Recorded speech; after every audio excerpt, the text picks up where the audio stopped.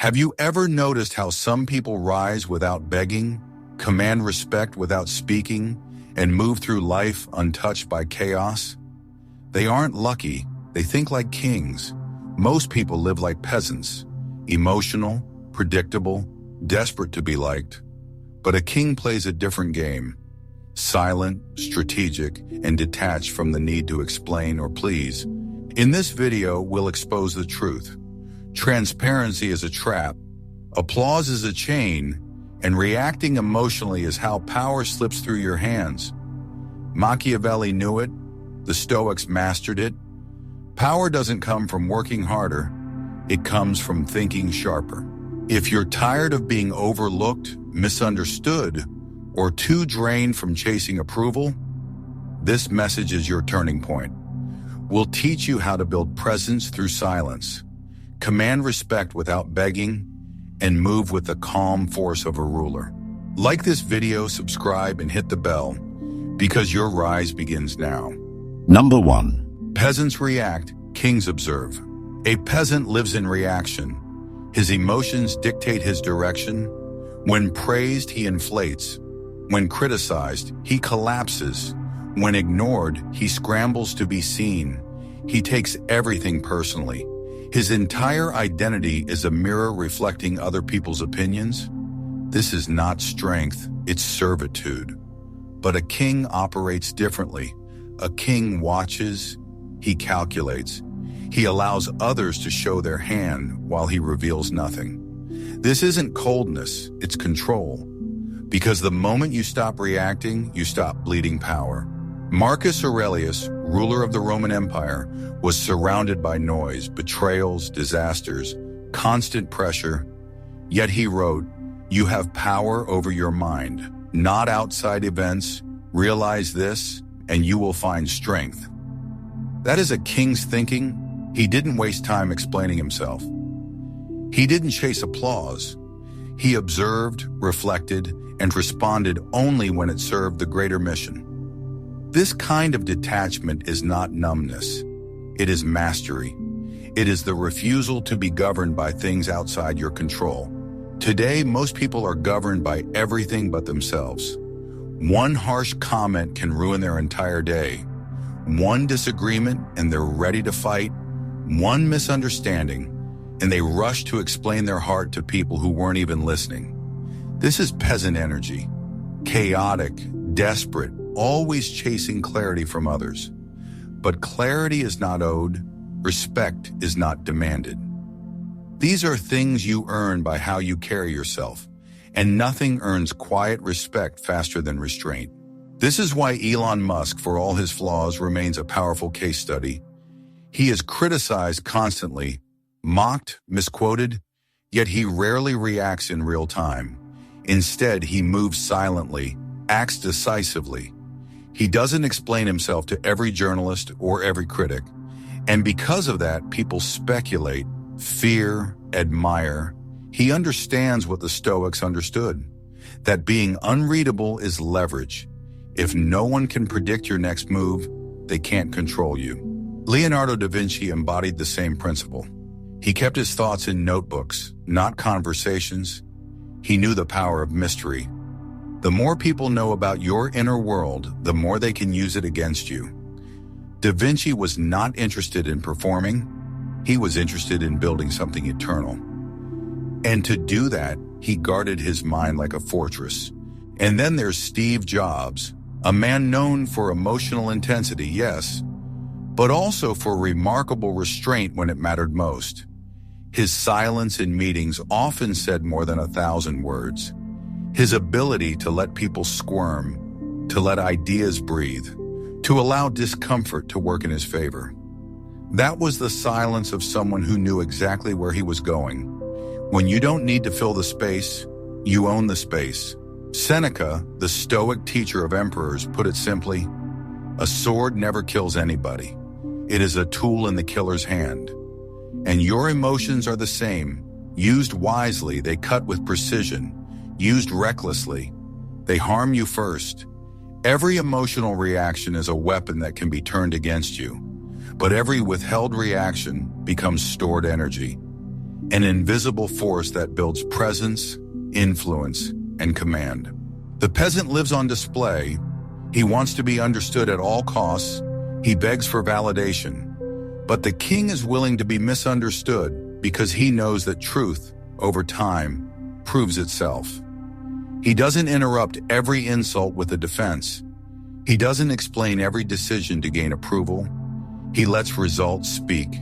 And if that takes time, so be it. Power never rushes. This is why Epictetus taught, when someone provokes you, remember that it is your judgment that provokes you.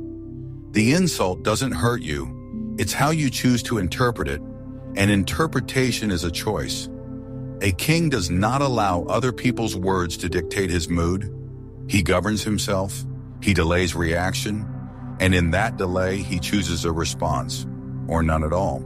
You must understand this. Silence is not weakness, it is preparation.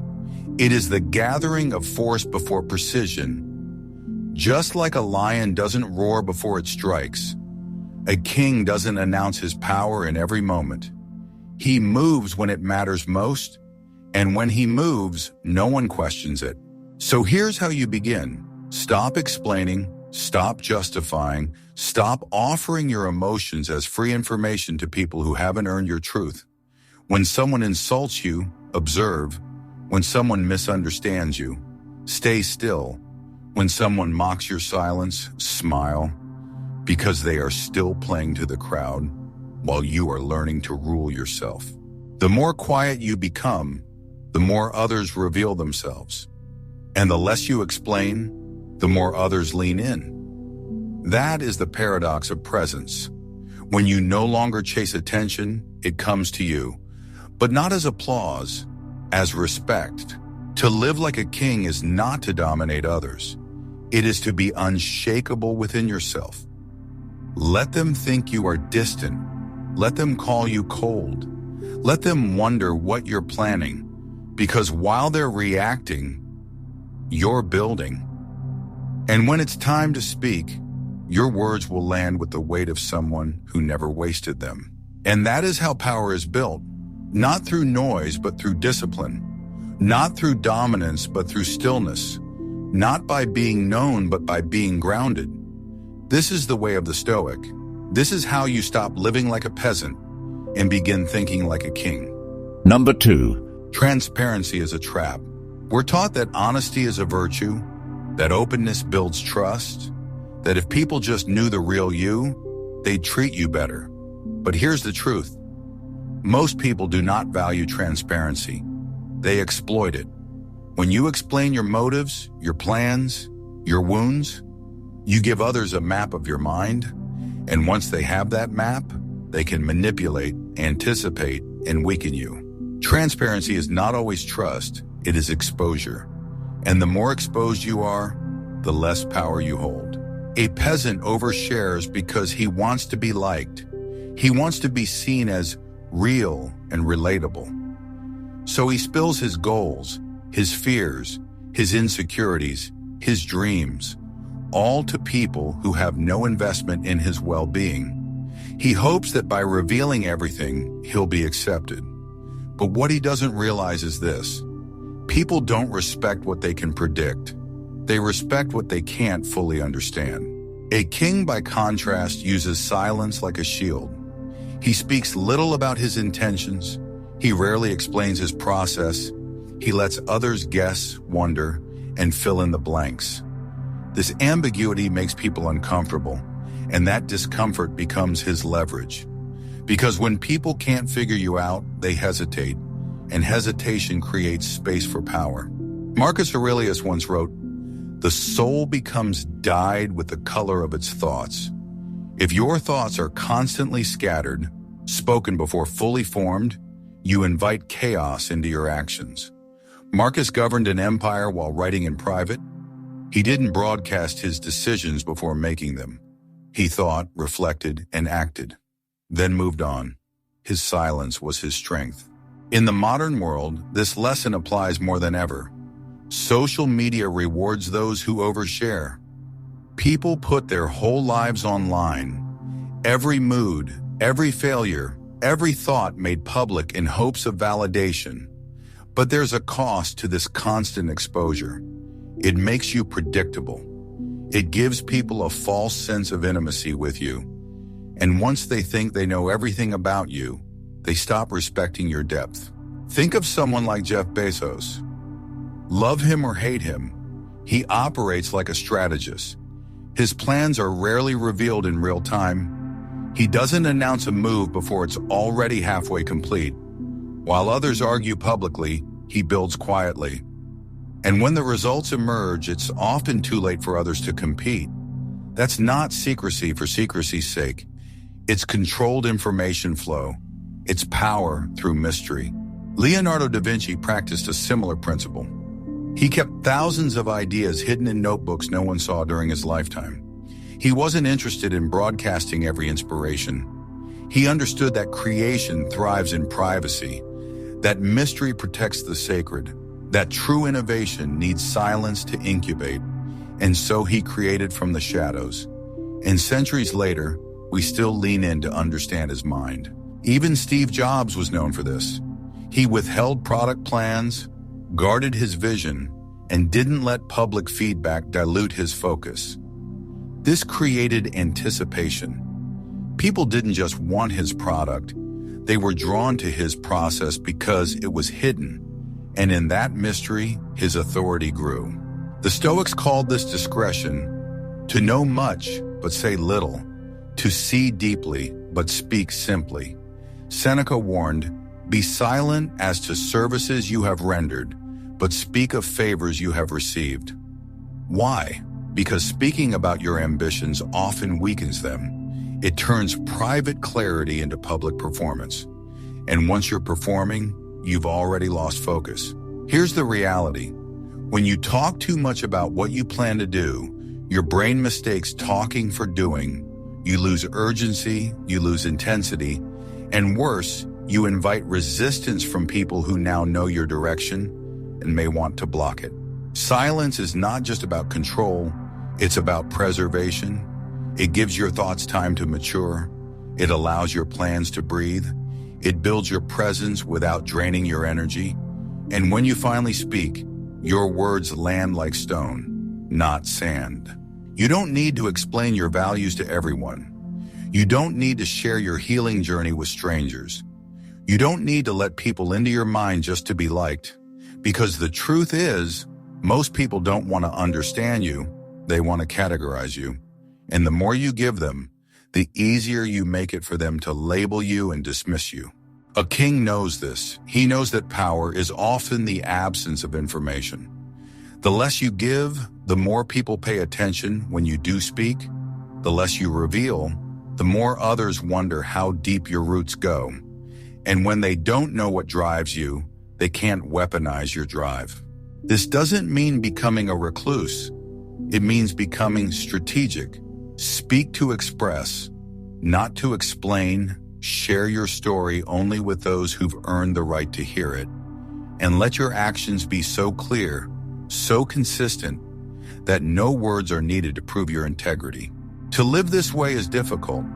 It requires walking away from the temptation to be understood. It means letting others misunderstand you without rushing to fix it. It means building in silence, even when your ego wants applause. But what you get in return is priceless. Sovereignty, power, clarity. Because in a noisy world, the man who speaks rarely, but with purpose, commands the room without ever raising his voice. Number 3. Emotional detachment is power. When your emotions rule you, you don't live. You react. You become a puppet pulled by every insult, every praise, every shift in another person's tone. And yet most people think reacting strongly is a sign of strength. It's not. Reacting is not power. It's possession. You've been possessed by your own feelings and worse, by someone else's control over them. True power begins the moment you no longer need to respond to everything that provokes you. A peasant reacts. He's always either flattered or offended. If someone disrespects him, he shouts. If someone compliments him, he melts. His emotions are on display, and worse, they're on a leash. held by whoever knows which buttons to press. But a king is different. He has trained himself to feel but not flinch, to hear but not absorb. He has learned that control of the inner world is what governs the outer one. Marcus Aurelius, who lived under constant political pressure, betrayal, and personal loss, said it best. If you are distressed by anything external, the pain is not due to the thing itself, but to your estimate of it, and this you have the power to revoke at any moment. That is not denial, that is detachment. It is the refusal to let the outside world colonize your inner peace. But make no mistake, this kind of detachment isn't apathy, it's clarity. It's the discipline to pause, to reflect, to ask, is this worth my energy? Does this move me closer to who I want to be? Or am I just feeding my ego's craving to be right, to be seen, to be validated? A king does not seek validation. He is not led by emotional storms.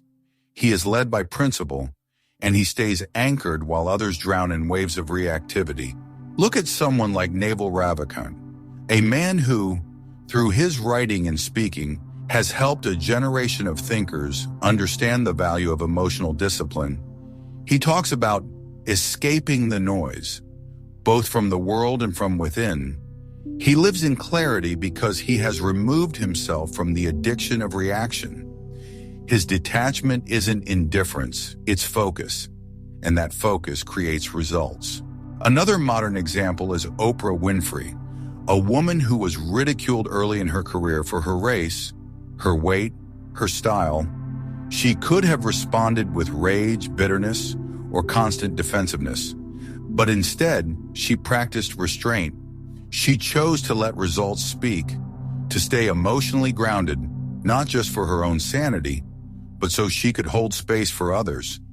That ability to detach from insult and remain anchored in purpose is what made her unstoppable. Now contrast that with the emotionally reactive.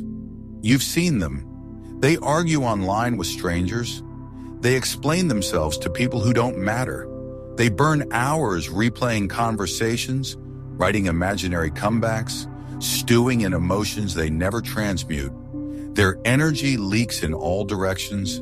They are emotionally bankrupt by midday and wonder why they feel so drained. The Stoics warned us of this. Seneca wrote, "A man is as wretched as he has convinced himself he is." In other words, emotional pain is often a choice, one we reinforce by letting external events hijack our internal state. And here's the hard truth. Most of your pain isn't what happened. It's how long you let it echo. Emotional detachment is the antidote. It is not suppression, it's separation. You don't deny your feelings. You observe them. You let them arise. And then you ask, is this mine to keep? Because not every feeling deserves your full attention. Some are just passing weather systems, and you are not the storm. You are the sky. To practice detachment is to build space between stimulus and response. Someone insults you, pause, someone betrays you, breathe, someone misunderstands you, stay still. You don't need to chase every correction, fight every battle, or win every moment. The king knows silence is a decision, detachment is a weapon, peace is a position of strength. This doesn't mean you won't feel anger, sadness, or hurt. Of course you will. But you don't let those feelings drive the car. You let them pass through, but you don't hand them the wheel.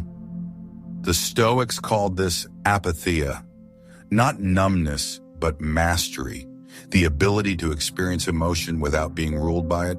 You want to know who's in control of their emotions? Look at who remains calm in the face of chaos.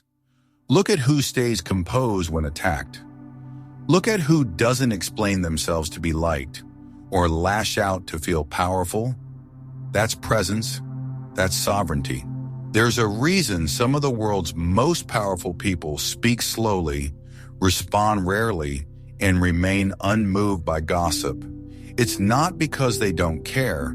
It's because they've learned that every reaction is a transaction. And when you spend energy on things that don't build you, you bankrupt your focus. This week, try this.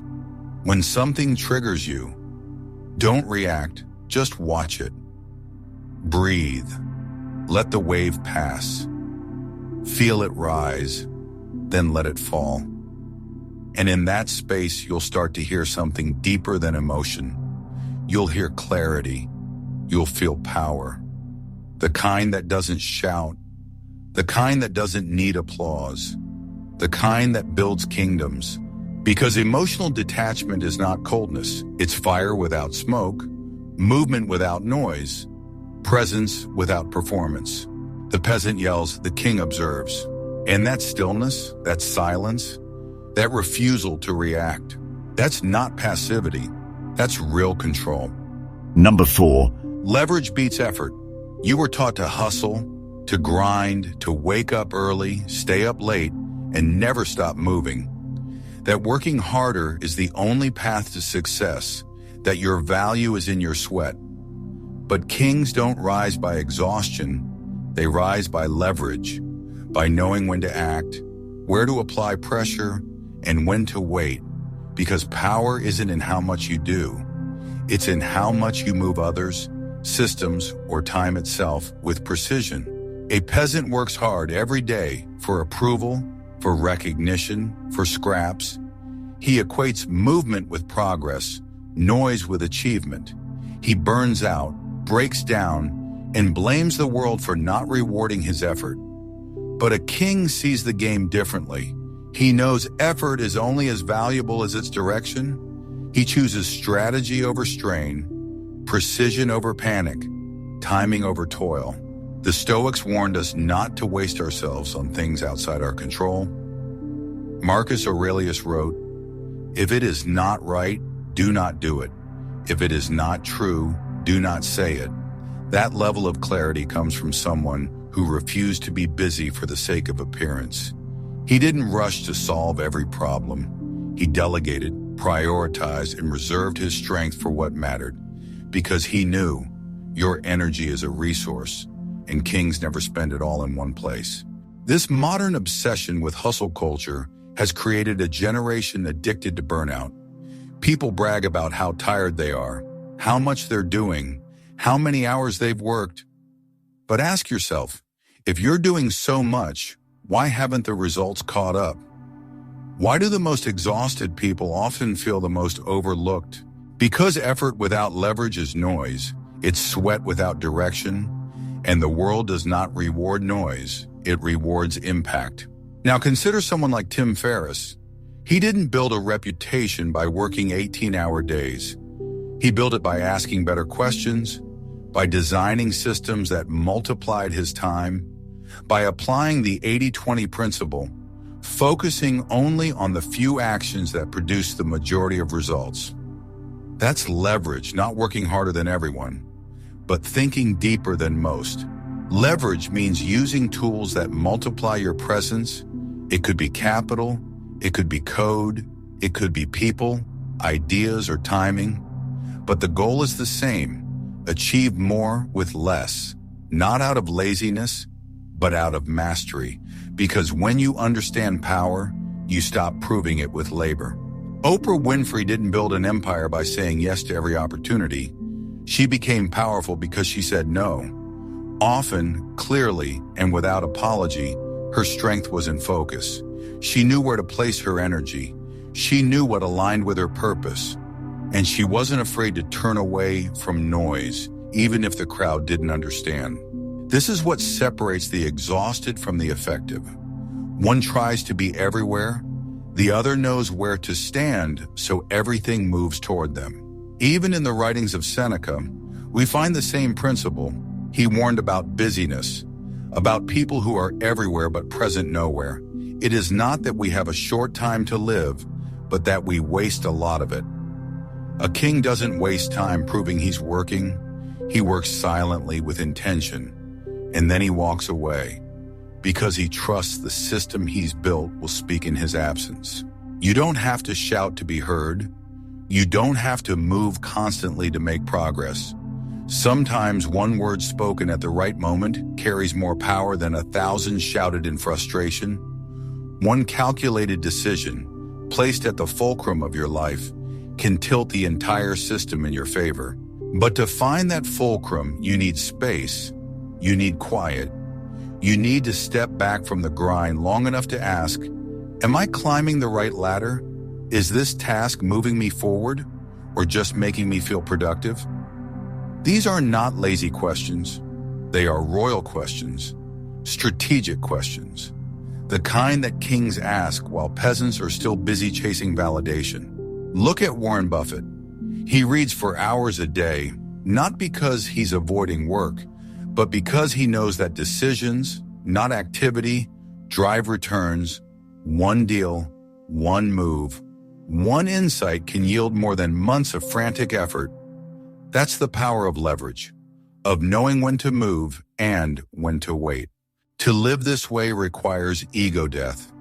You have to stop equating self-worth with being busy. You have to let go of the idea that struggle is what makes you valuable. You have to be okay with others, not understanding your silence, your pauses, your stillness. Because in that stillness, real thinking happens. And when you do move, it's not random, it's ruthless. So ask yourself, are you reacting or are you designing? Are you pouring energy into systems that compound or scattering it across 100 low-impact distractions? Are you grinding for praise or building something that outlasts you? A king builds leverage before he builds an empire. He creates the conditions for effortless movement, not because he's lazy, but because he values the most precious resource he owns, his energy. Effort is noble, but effort alone is not enough. What matters is timing, direction, design. Stop chasing busyness, start building leverage. Because in the end, no one remembers how tired you were. They remember what moved because you chose the right moment to act. Number 5. The path of the king is lonely. There is a silence that arrives when you begin to take yourself seriously. Not the kind of silence that comes from weakness, but from withdrawal, from letting go of the need to be understood, included, or liked. And that silence, if you stay with it long enough, becomes something more than isolation. It becomes a forge. Because kings are not made in crowds, they're made in solitude. The peasant surrounds himself with noise. He fears being alone. He needs to be in the group chat, the conversation, the party. He wants to be liked by everyone, even if it costs him his identity. He'll lower his standards to be accepted. He'll dilute his truth just to keep the peace. But a king is not afraid of distance. He chooses it because he understands this. Growth and approval rarely live in the same room. Marcus Aurelius knew this pain. As emperor, he had access to everything: wealth, advisors, adoration. Yet he wrote privately of his loneliness, of how few people could be trusted, of how many sought to flatter, not to understand.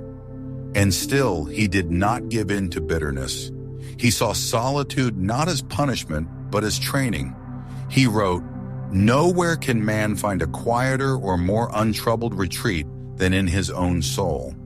That was the sanctuary he returned to, again and again. In modern times, we see this echoed in the lives of high-performing individuals who chose solitude over the crowd. Consider J.K. Rowling. Long before fame, she wrote Harry Potter in cafes, alone, broke, unseen. She turned inward and trusted a vision no one else could see. That kind of creative resilience doesn't grow in noisy rooms. It grows in quiet rejection. Or take Elon Musk, a man who, despite being constantly in the spotlight, is rarely socially immersed. He's described as difficult, distant, intense. But beneath that is someone who prioritizes thinking over performing. While others socialize, he isolates. Not because he hates people, but because he understands that great ideas require distance from distraction. Now consider another figure, Albert Einstein. He was known for his ability to detach from convention and think deeply, often wandering alone for hours in nature or in thought. He rejected the rigid social expectations of academia and embraced long periods of solitude to let ideas evolve. That isolation gave birth to revolutionary insights, not because he ran from people, but because he ran toward clarity. But here's what most don't want to admit. That distance hurts. At first, the silence stings. When you begin to withdraw from people who once meant something to you, you will feel the loss. When you stop oversharing, stop overexplaining, stop attending everything you're invited to, people will pull back. They'll call you distant, cold, selfish. Some will walk away, others will gossip.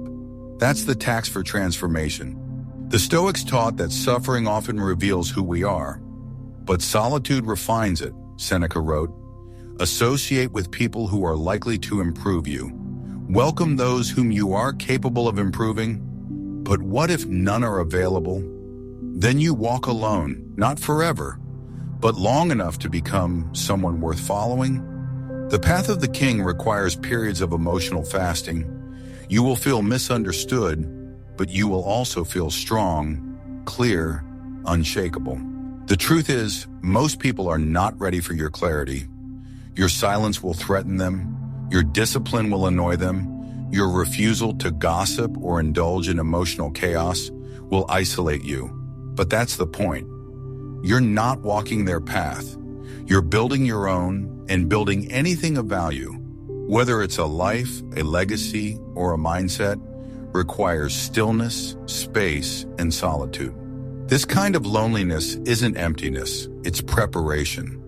It's the phase between who you were and who you're becoming. And if you can sit in it, really sit in it, you will develop a strength most people never touch. You'll stop fearing abandonment. You'll stop needing applause. You'll stop being addicted to being known, because you'll know yourself. Look at Steve Jobs when he was fired from Apple, the very company he created. He retreated, he went quiet, and in that silence he built Next, helped shape Pixar, redefined his vision.